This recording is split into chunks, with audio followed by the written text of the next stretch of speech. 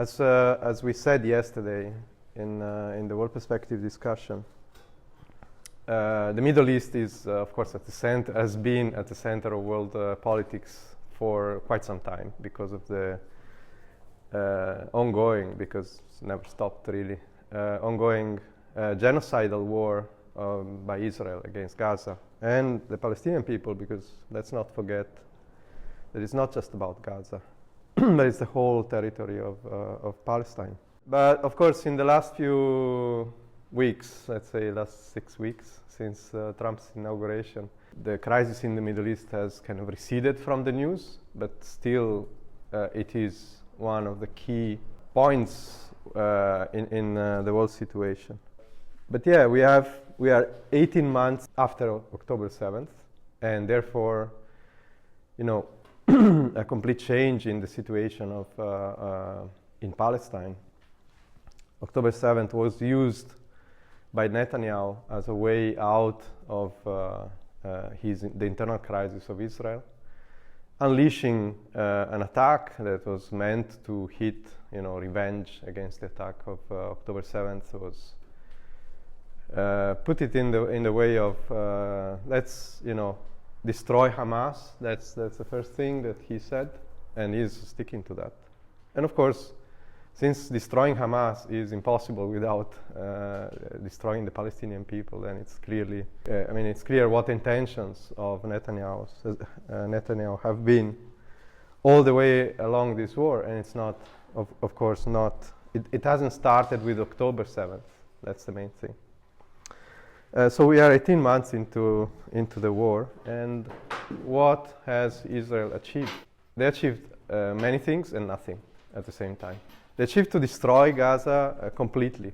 That was actually, even before the attack started, was the declared intention to make Gaza uninhabitable, unfit for human living.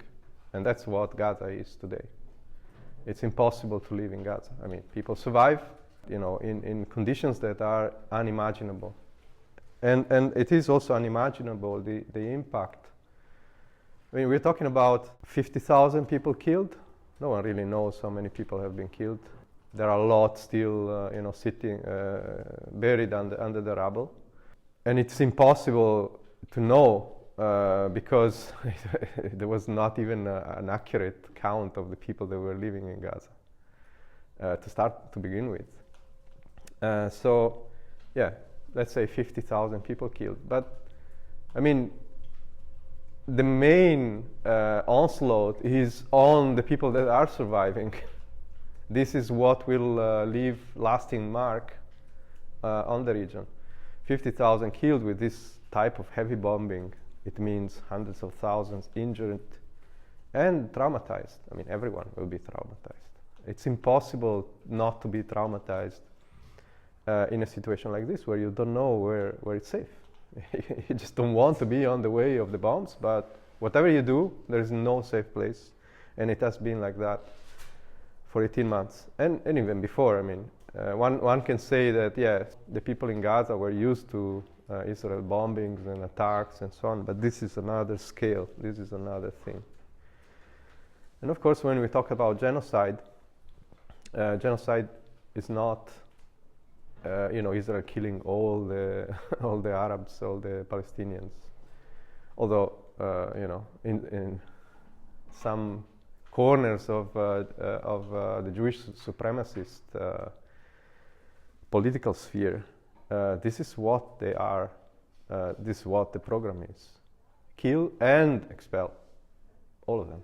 And that was very clear from the very beginning. So they have destroyed Gaza. But what have they achieved? They haven't destroyed Hamas. Hamas still has even rockets. They haven't even managed to neutralize or find the places where they were hiding the rockets. They're not many, they're not very precise, but they still have rockets. Hamas has been decimated, has been destroyed. What Hamas was before October 7th is not the same that is today. Almost everyone in the chain of command has been killed. The main leaders have been killed, and about 10,000 probably of Hamas and other organizations, because it's not just Hamas, but the fighters have been killed. But then in the last few months, Hamas has recruited between 10 and 15,000 people, young people, who are not joining Hamas because of their ideas, program. It's just the only thing that is there.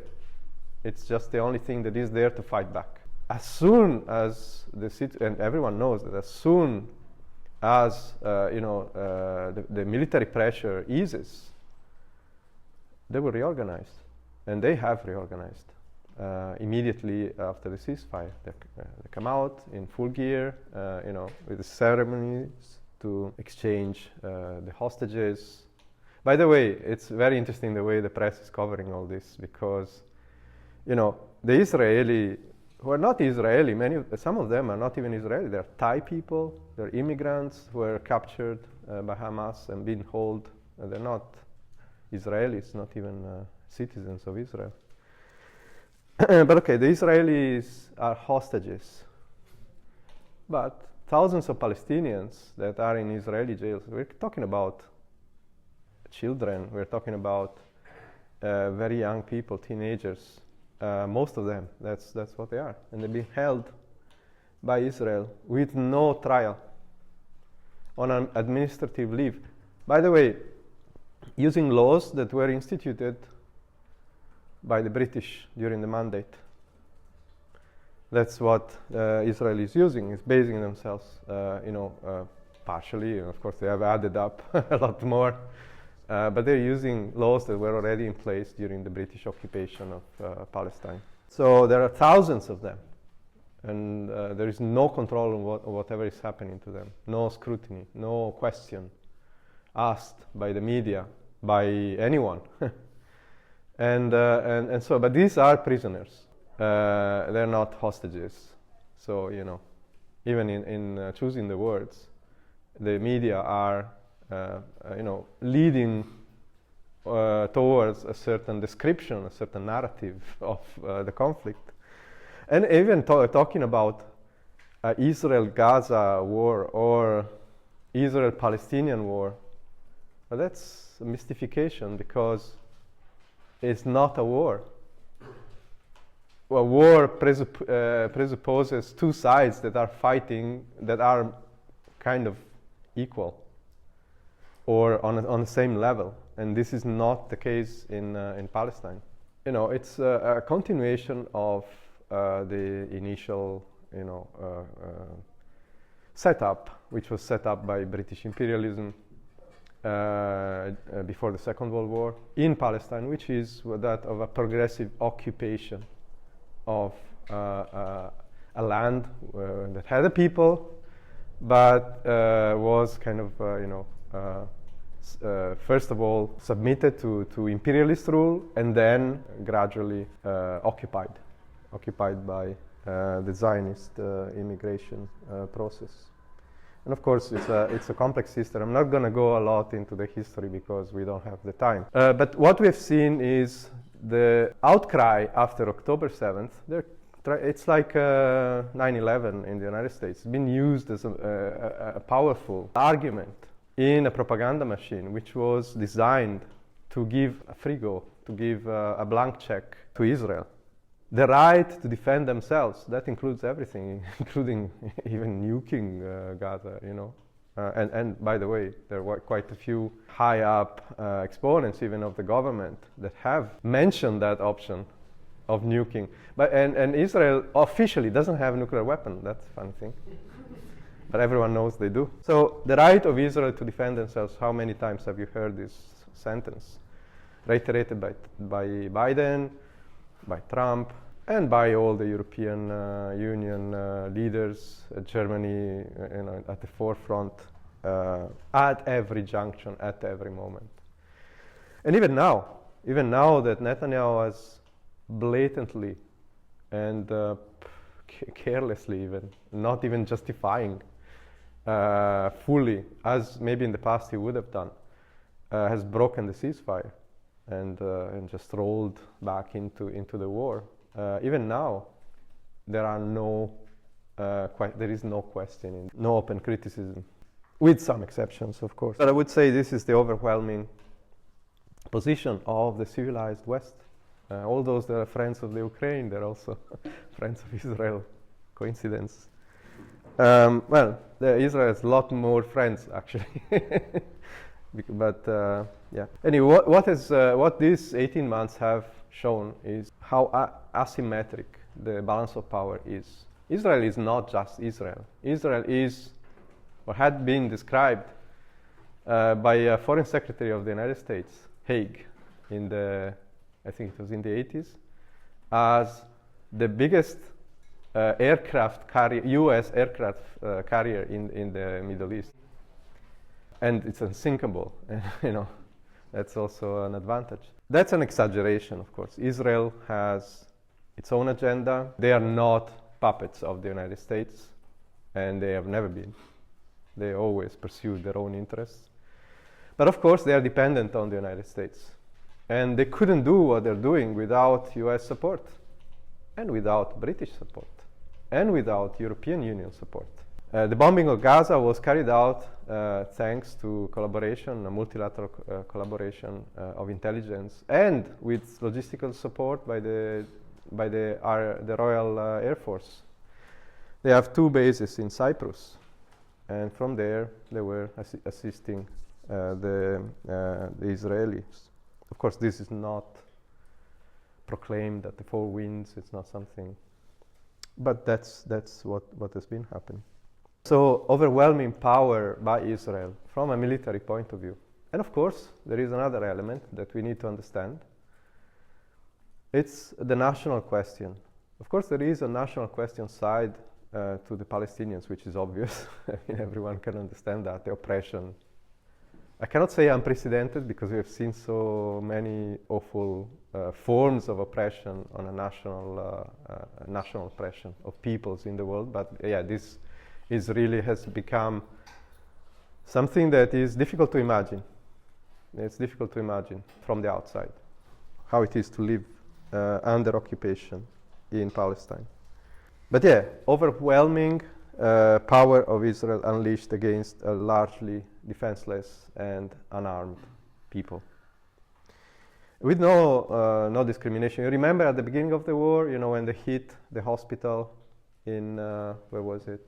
In the south of Gaza, that they had some kind to be a little bit on the defensive and explain that, no, but that was used as a base by Hamas and so on, and tried to prove it, and it was ridiculous how they were trying to prove it. It made it even worse for those who were looking, of course. But that's not the reason why they were doing it. It was just, to counter and manage the incident. But then as one so-called incident followed on another one, and on another one, and another one, and on another one, they don't even justify themselves anymore.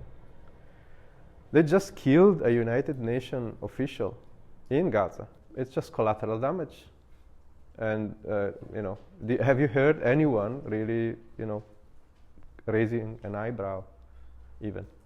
And it's not the first one. There are most journalists killed by Israel in Gaza than, more killed during this period than in the rest of the world in any conflict, altogether. In fact, to have like a press badge is like inviting a sniper to shoot you. That's the reality. You have like a target in your head, and this is not now. This has been the case for a long time. There's a long list of journalists being killed, even a high-profile journalists being targeted by the IDF snipers. And of course, why are they doing that? Because they need, to scare them out. Journalists have to be in some hotel in Amman, not in the occupied territories, looking around, sniffing around. And they should get their press releases from the Israeli army. That's the reason why they're doing this. But of course, it's not working. But there are other things that we have seen in these 18 months. Well, first of all, whatever they're doing, Israel is losing the war. Because why do I say that? They're losing the war because with this overpowering balance of forces, they're basically it's like they are literally bulldozing down the whole of the Gaza Strip and killing anyone who is on the way. But even with that, they are incapable of achieving their aims, like freeing the hostages. Well, that's like a propagandistic aim. Netanyahu couldn't care less about the hostages. In fact, they've been very useful as they are, as hostages. And so you had no intention whatsoever to do anything in order to release them. So they haven't released all the hostages. They haven't found them even. And that's crazy if you think that the level of not just the violence, but also the entry points that Israel has and the blackmail, how much they can blackmail people to get information out of them. And they have plenty. They can torture, they can threaten their families, and they're doing that. There's no doubt about that. And in spite of that, still, they are unable to find these remaining hostages. And the other thing is, of course, Hamas is not destroyed. It's been heavily damaged, but they can recover in 6 months. They will get money from donors, the usual ones, who have an interest. Well, by the way, Israel was a big donor of Hamas. I don't know if you know that. I think it's quite well known now. For a long time, they were allowing money to enter Gaza, even carried money through security agents' connections with Hamas themselves.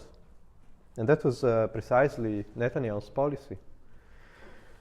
It's good to have Hamas in power in Gaza from the point of view of, it was good from the point of view of Netanyahu. It's very convenient, let's say. They had like a code of rising tensions whenever it suited them for internal reasons, and that's what is happening also now. By the way, the new attack has nothing to do with the ceasefire violations on part of Hamas. In fact, Israel has violated the ceasefire continuously, both in Lebanon and in Gaza. The ceasefire, the first phase of the ceasefire ended on the 1st of March and should have been followed by a second phase where Israel allows in some heavy construction or demolition rather tools so that the reconstruction can start, and the release of the remaining alive hostages should happen in the framework of reopening the borders, reopening the supply of goods, energy, water, all the things that Israel holds the key to. And of course, Netanyahu blocked all of that before starting the war, and then staged a provocation. He demanded the release of all the hostages with no guarantee that the phase 2 would start. So of course, when you ask or demand something like that, that's a demand that is designed to be rejected. It's a provocation. That's what happened. And for the first time, actually, international media are kind of picking up on these kind of things, which shows also that the attitude is shifting a little bit. They're more uncomfortable with what's happening. And by the way, I think many imperialist leaders around the world and countries would like to see the end of Netanyahu. They would like to have something replacing him. It won't be different from the point of view of the oppression of the Palestinians, believe me. But it will be different from the point of view of how Israel presents itself outside. Netanyahu has gone beyond his best before date, and needs to be disposed of. But it is quite tough to achieve that. So that's why Israel is being defeated in this war. Of course, I mean, and also Israel has been stretched to the limits. I think this is one of the reasons why Netanyahu didn't really like this ceasefire, but he kind of agreed to it. Well, he couldn't say no to Trump, but he agreed to it because the Israeli Defense Force is stretched to the limit. and they needed a bit of respite. By the way, this is the function of ceasefires. And that's what Israel has consistently been doing. Even from the very beginning of Israel. In 1948-49, after the declaration of Israel, there was the war. And Israel was caught completely, not by surprise, but they didn't really have time to develop their defenses and so on. So they were overrun. And then there was a ceasefire brokered by the United Nations, and that's also about the United Nations. They brokered this ceasefire, which allowed the reorganization of the IDF. And then Israel decided to break that ceasefire and restart the war when it was convenient for them. So this is a similar situation, in fact.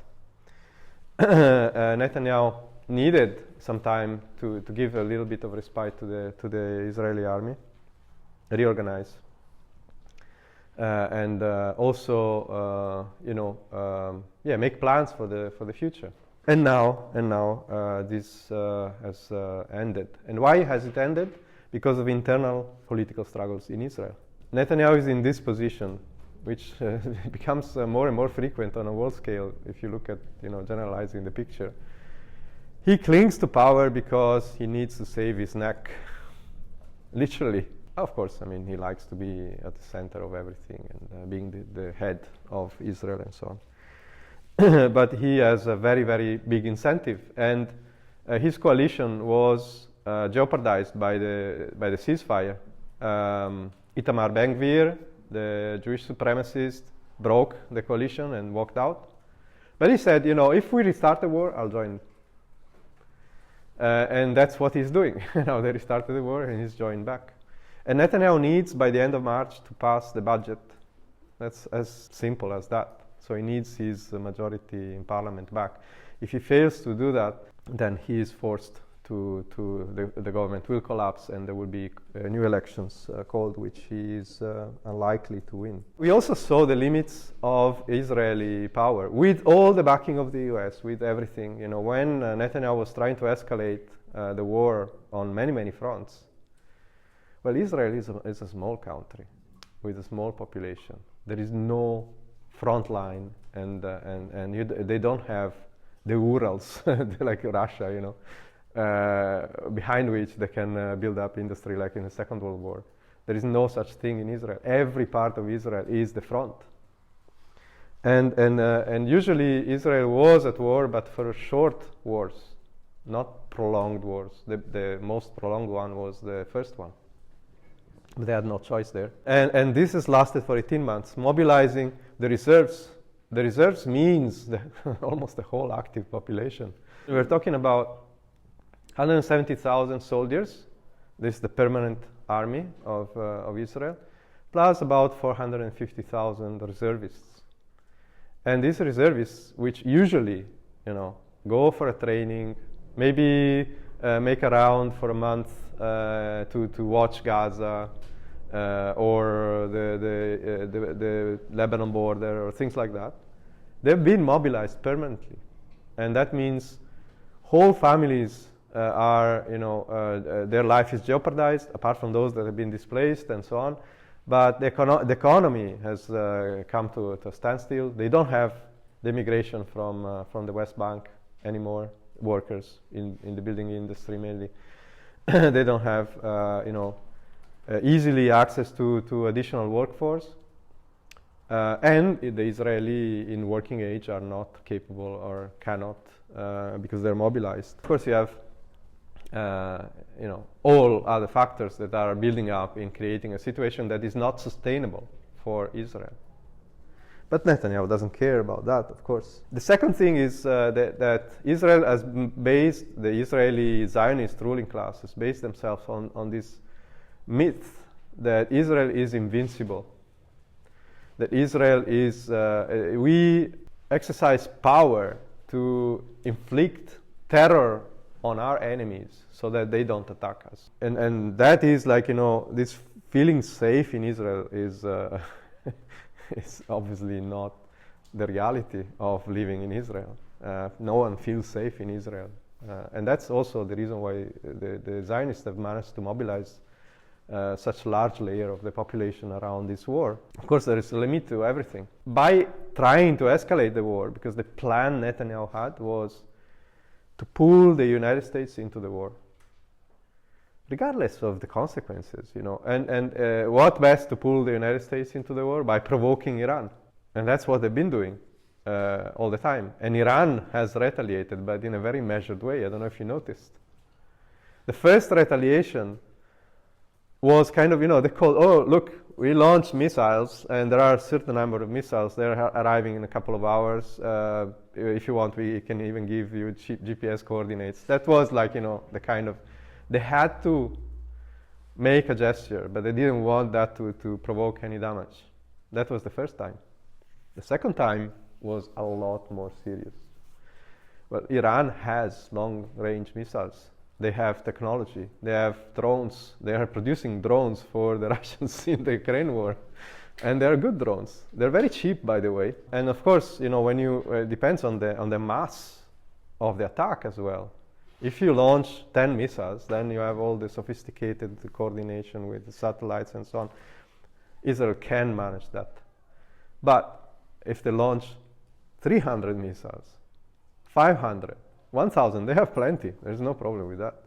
They cannot deal with that. And plus, these defenses of the Iron Dome, the David Sling, and all the different, air defenses that Israel is bragging about. Of course, they're the most advanced in the world. But they're not all powerful. And they're very expensive. If you use a $1 million missile to take down a $50,000 drone, well, then you're in trouble. Because, how many times can you repeat that? And by the way, the attack by Iran the last time, it was minimized. Oh, no, nothing happened. No. They hit the targets. They hit military bases in the Negev heavily and repeatedly. There was this video of, seeing a rain of missiles, one after another, hitting a military installation in the Negev. Boom, boom, boom, boom. Nothing to be done about it. Even if they minimize it, they know what the score is. And this is one of the reasons why they have kind of, the United States, and Trump in particular, is saying, do whatever you want in Gaza, stop pissing around with Iran for the time being. We'll deal with that. Another thing that we need to understand is, of course, the situation of the Palestinians is desperate. And we're talking about Gaza, but a war has been ongoing in the West Bank as well. A bit lower key, but still they've killed more than 1,000 people. Israel is continuously invading and attacking the refugee camps and the so-called Palestinian Authority, Zone A or B, whatever zones they are, it's under Israel control and occupation. Doesn't matter. Anyway, I wanted to show you a map, but it's going to be too complicated to really see it. But I advise you to have a look at the United Nations website, the OCHA website. It's full of these maps, and they're very detailed. They describe what the situation in the West Bank is. And you can see the West Bank is not, what they're talking about is two-state solution after Oslo. It's a travesty. It's not a reality.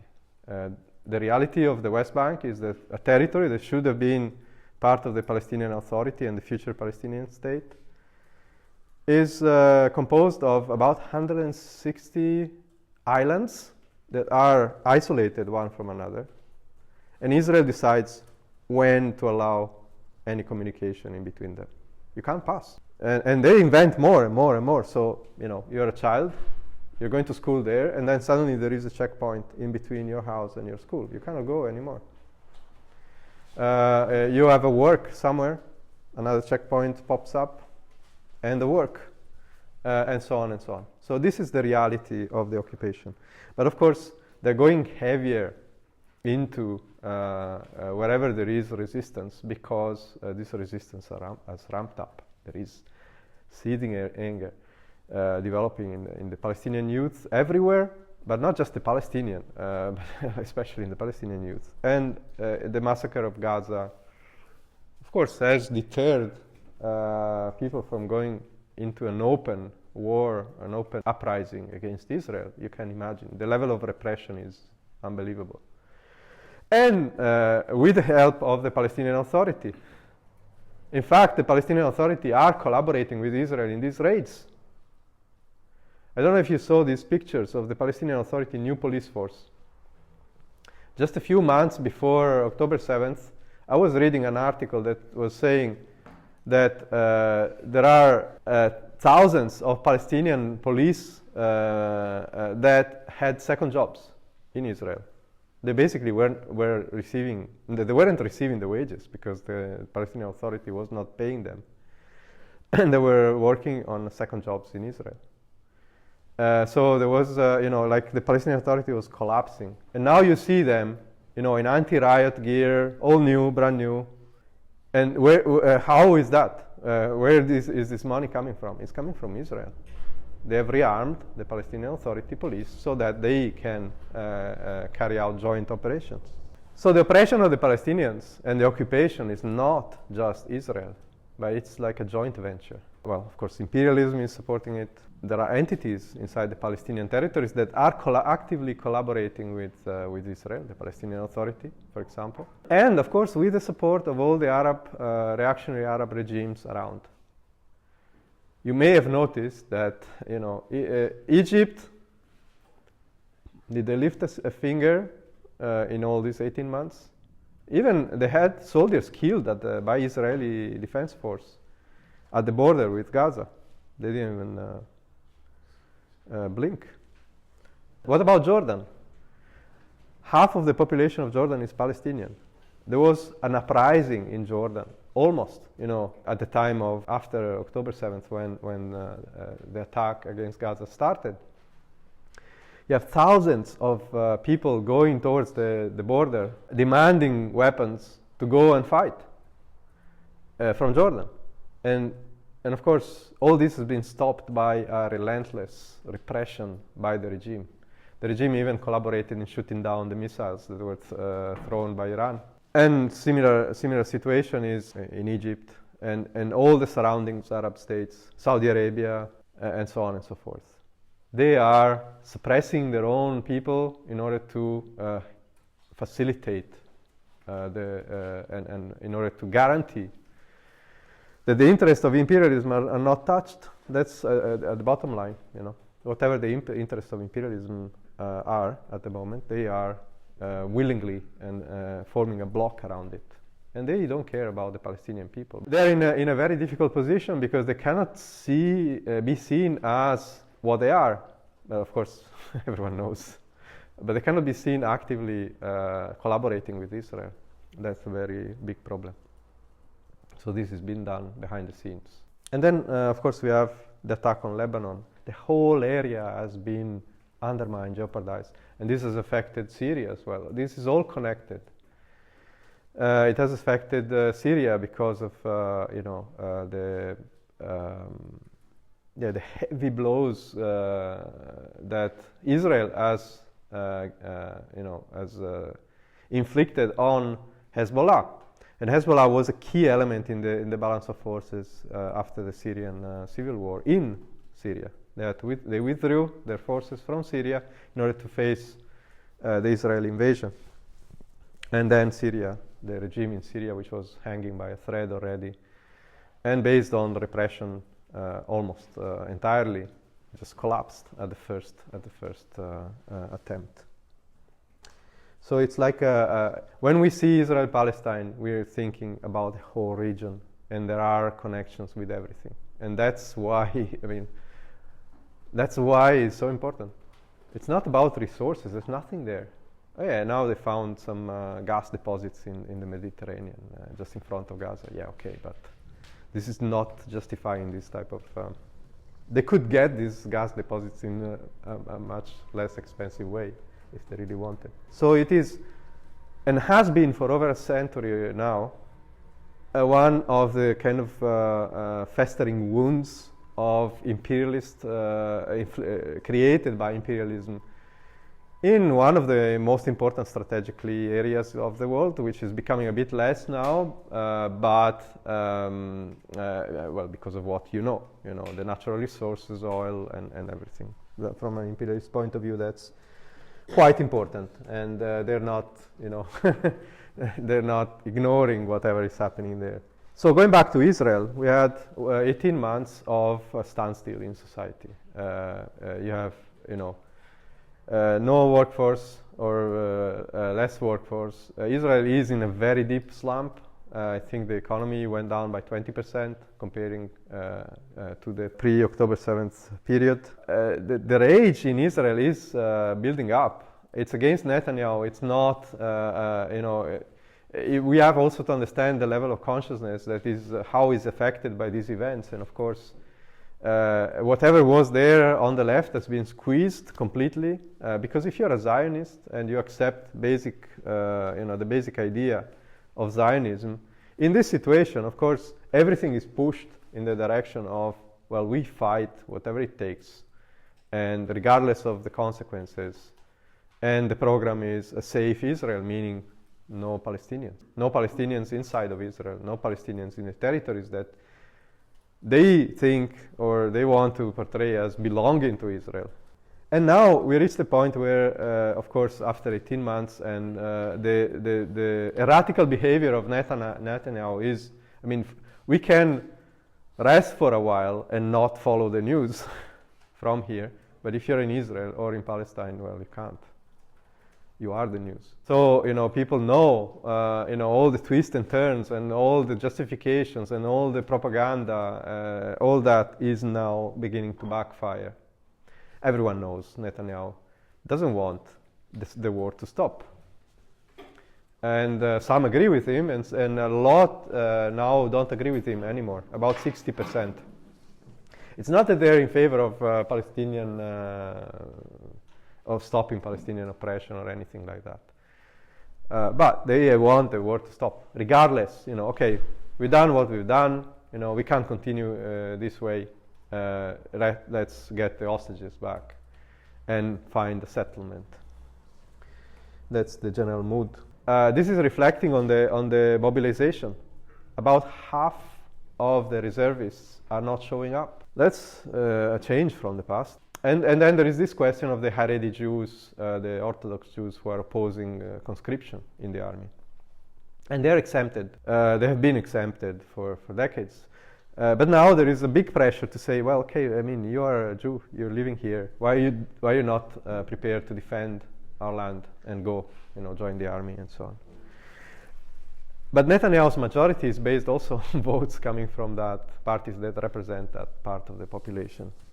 So he's been, this is like a ticking time bomb for Netanyahu. And of course, there are the class questions that are buried under, all the rubble that you can imagine, all the, pressure that you can imagine, but inevitably will come to the fore. And we have seen in the past how powerful they are, because it broke to the surface in many, many moments in Israel history.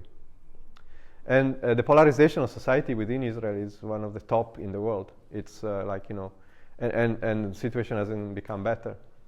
So from this point of view, as at the end of such a period of extreme pressure on the Israelis, whenever this is lifted, there will be some kind of backlash coming up. And of course, that's not going to look good for Netanyahu, and that's why he wants to prevent it as well.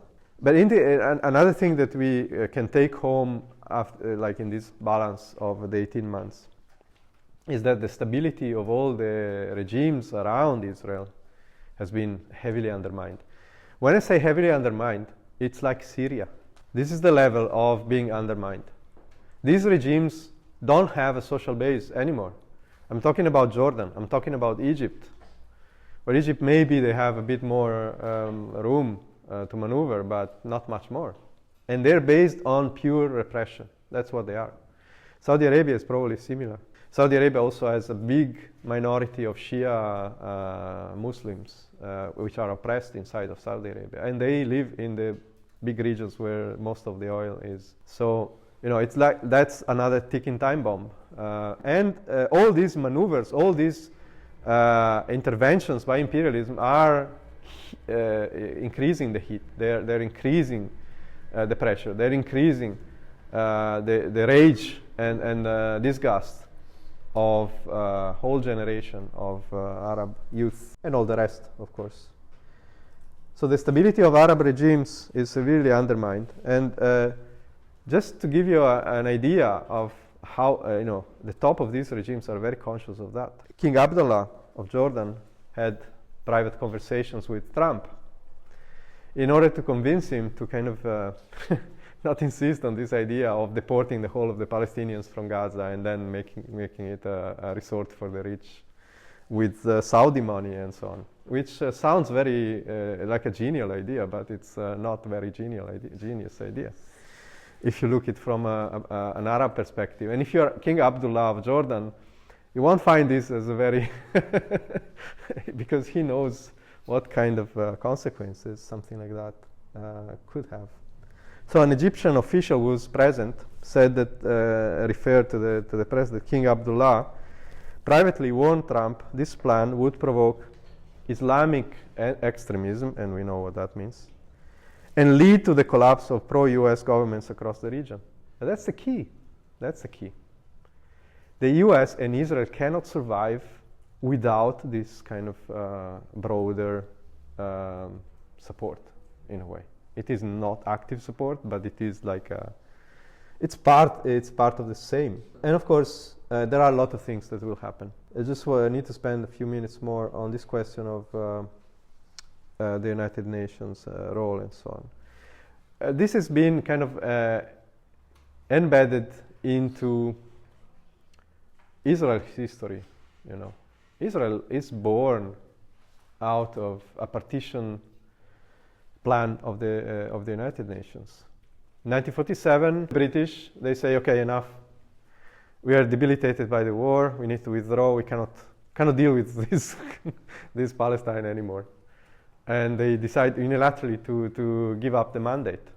So they bring it back to the United Nations. And the United Nations come up with a partition plan that is basically a partition plan more favorable to the Palestinians than the situation now, of course, to create two entities, two states under United Nations supervision.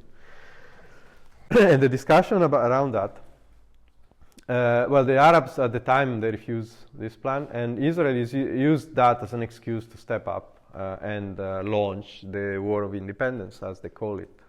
Yeah.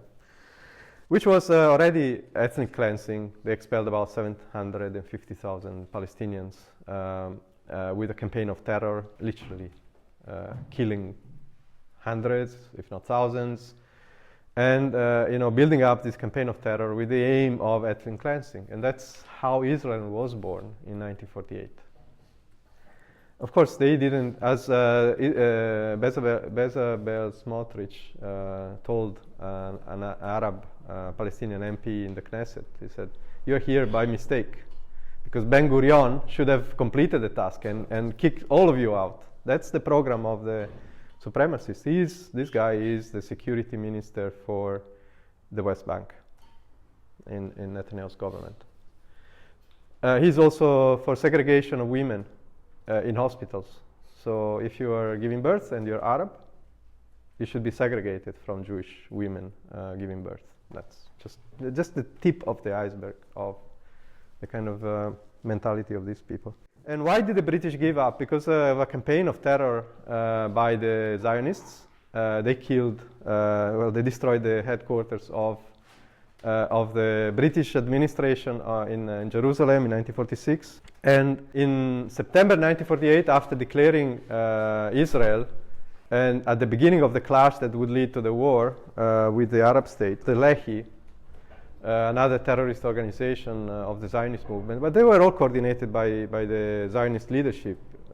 They were just doing certain type of actions that weren't allowed for the ordinary Israeli army. They killed Count Folke Bernadotte, a Swedish aristocrat that was the special envoy for the United Nations in Palestine. So it's not like something unusual. It's something that happened already. And so Israel is born out of this partition plan as an excuse. But of course, Israel has been always created and expanded its territory by imposing the facts on the ground.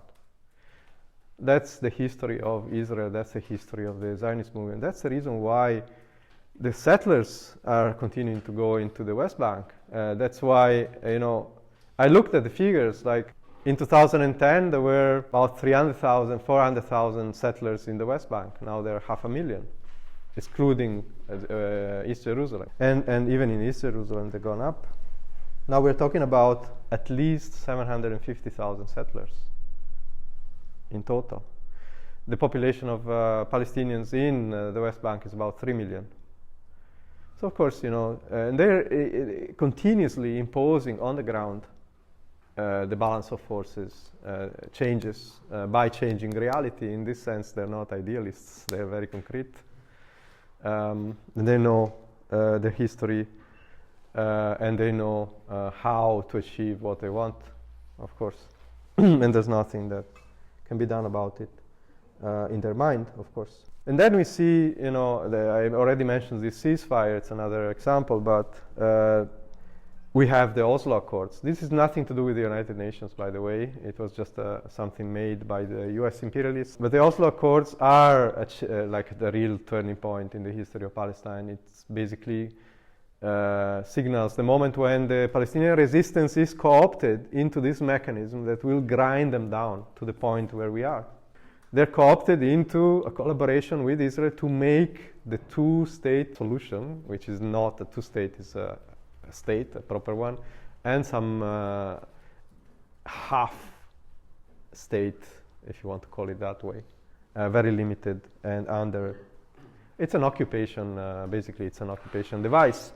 And the role of the Palestinian Authority is to make sure that the Palestinians are under control.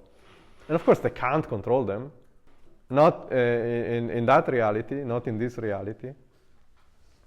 And so that means Israel has continuously to an excuse, because this is designed to be like that. It's not like unfortunate, it didn't work out. No, it was properly designed. And Israel in the Oslo Accords keeps the keys to everything, keeps the keys, the tap of the water, keeps the keys, the switch to the energy, even controls the telephone and mobile companies.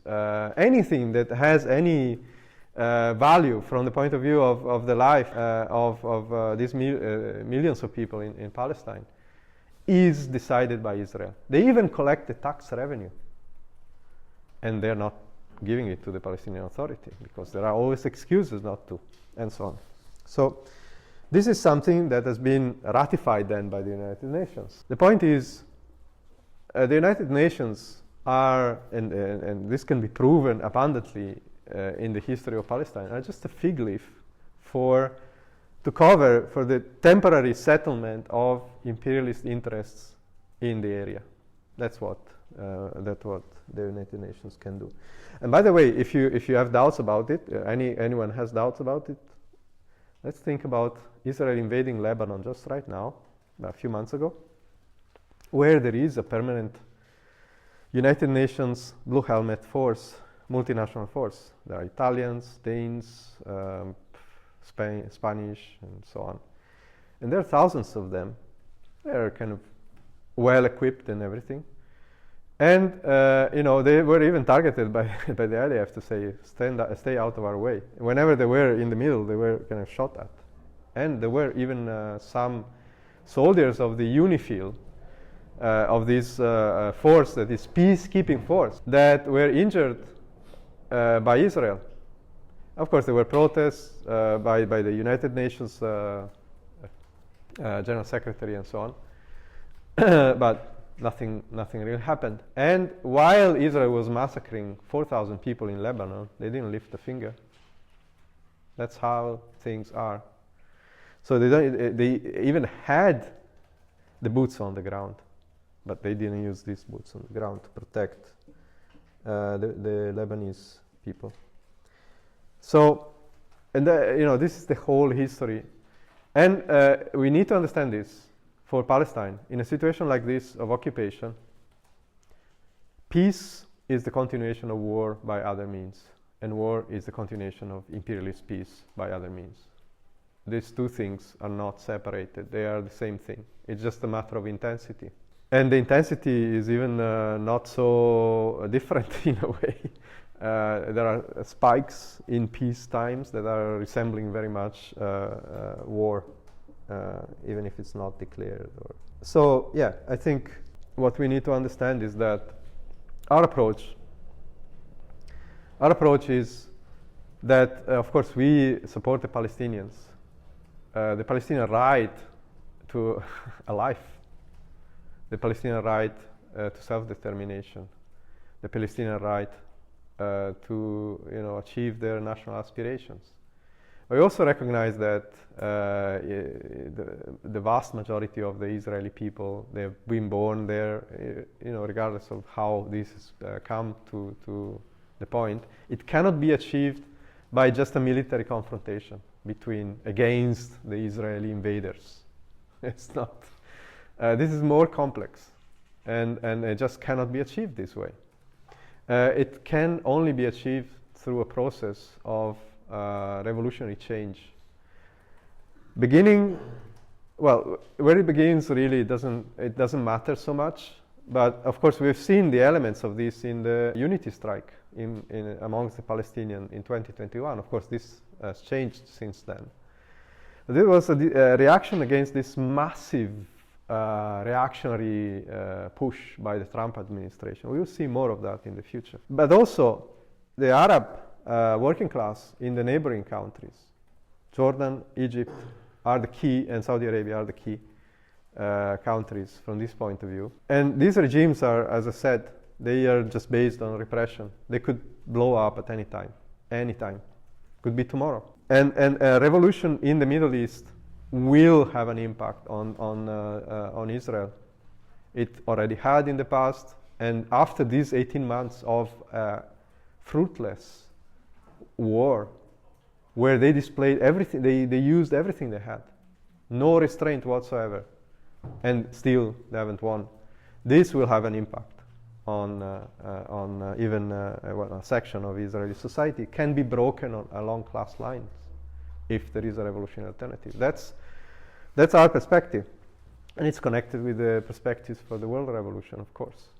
So we have to understand how we explain these things in this context, and what kind of demands, and that was the reason why, for example, we weren't demanding for a ceasefire. Now you see what ceasefire is. Even if it was 6 months before, would it matter in any way, shape, or form?